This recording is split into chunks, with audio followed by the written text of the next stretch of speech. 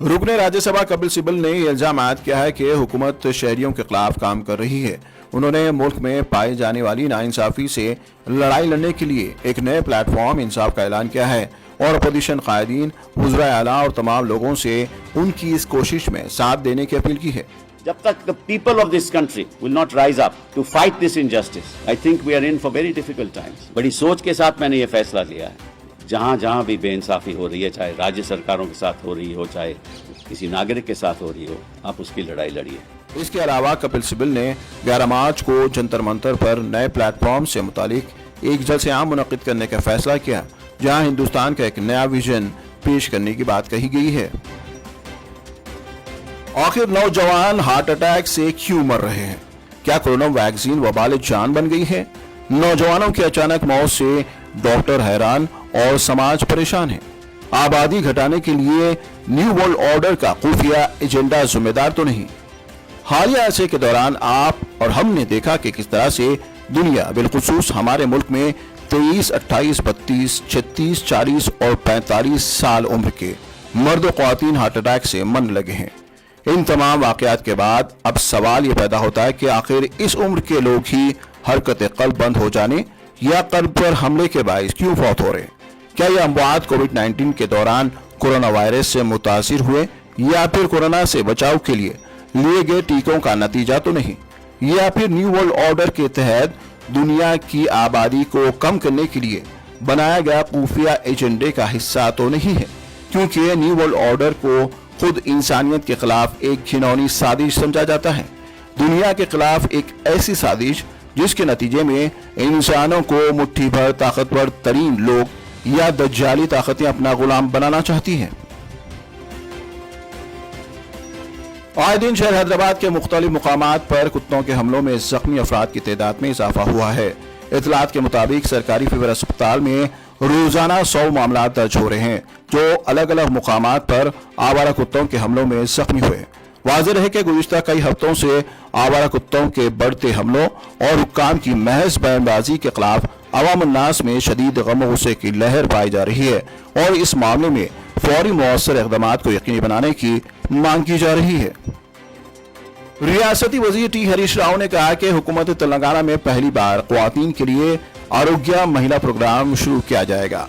हरीश राव ने वजाहत की कि रियासत में 8 मार्च को आलमी यौम ख्वातीन के मौके पर आरोग्य महिला प्रोग्राम का आगाज किया जाएगा। उन्होंने मजीद कहा कि वज़ीर आला के चंद्रशेखर राव की हिदायत पर महकमे सेहत की जानिब से ख्वातीन के लिए सेहत व हिफाजत की खातिर एक जामे मनसूबा तैयार किया गया है, जिसके तहत ख्वातीन को दरपेश अमराज का इलाज फराहम किया जाएगा। तेलंगाना प्रदेश कांग्रेस पार्टी सदर रेवंत रेड्डी की जानिब से शुरू करदा हाथ से हाथ जोड़ो यात्रा जोरों शोर से जारी है। याद रहे कि रेवंत रेड्डी ने हुक्मरान जमात को बेदखल करने और रियासत में एक नई तब्दीली लाने का नारा बुलंद कर अपनी पद यात्रा शुरू की है। रियासत तेलंगाना के मुख्तलिफ अजला और मुकामात पर लोगों से मुलाकात करते हुए तेलंगाना में तब्दीली लाने की अपील कर रहे हैं। जगह जगह पर पार्टी कायदीन, कारकुनान और अवाम उन्नास की जानिब से रेवंत रेड्डी का वालियाना इस्तकबाल किया जा रहा है और उनकी इस पद यात्रा को काफी मकबूलियत हासिल होने लगी है। हैदराबाद की टेनिस स्टार सानिया मिर्जा ने अपने कैरियर को वहीं खत्म किया जहां से उसकी शुरुआत हुई थी। अपने साथियों रोहिन बोपन्ना, युवराज सिंह और दूसरे खिलाड़ियों के साथ फेयरवेल मैच खेलकर सानिया ने आखिरकार हैदराबाद के लाल बहादुर स्टेडियम में अपने टेनिस कैरियर को अलविदा कह दिया। सानिया के फेयरवेल मैच का मुशाहदे के लिए शहर हैदराबाद की अहम शख्सियात, रियासती वुज़रा, पुलिस के आला अहदेदारान और शायकीन की बड़ी तादाद ने शिरकत की।